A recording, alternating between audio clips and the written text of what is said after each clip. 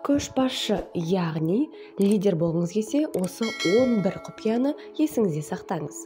Көшбасшылықтың маңызды факторларымен танысуға керемет мүмкіндігіңіз бар. Бірінші, ештеңеден қаймықпайтын батыл болыңыз. Бұл қасиет өзінің өмір бойы жинақтаған біліміне негізделген болуы керек.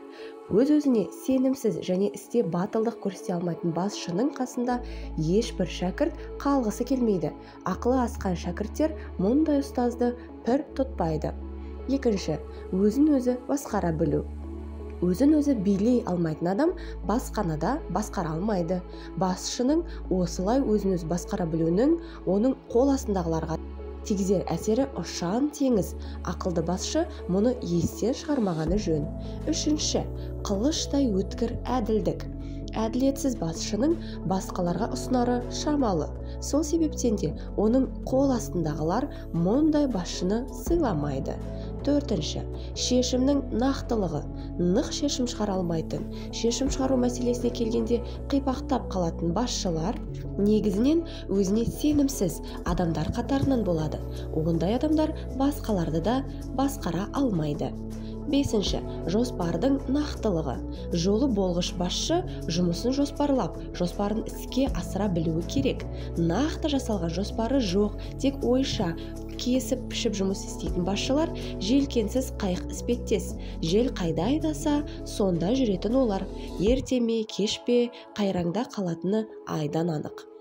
Алтыншы, қол астындағы жұмысшылардан гөрі өзіне көп талап қою.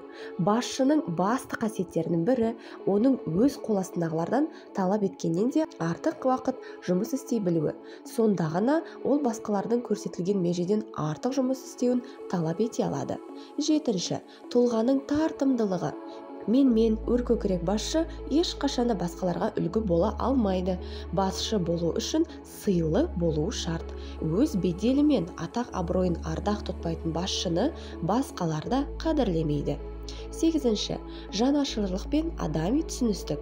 Жолы болғыш басшының басқаларға мұңдас болуы керек. Олардың жай күйін, өмір тіршілігін, басына түскен ауыртпашылығын, тіпті қуанышын да бөлісе білген басшы ғана нағыз басшы бола алады. Тоғызыншы, жағдайға қанық болу. Нағыз басшы айналасында не болып жатқанын жіті қадағалап отыруы тиіс. Оныншы, жауапкершілікті толығымен өз мойнына алу.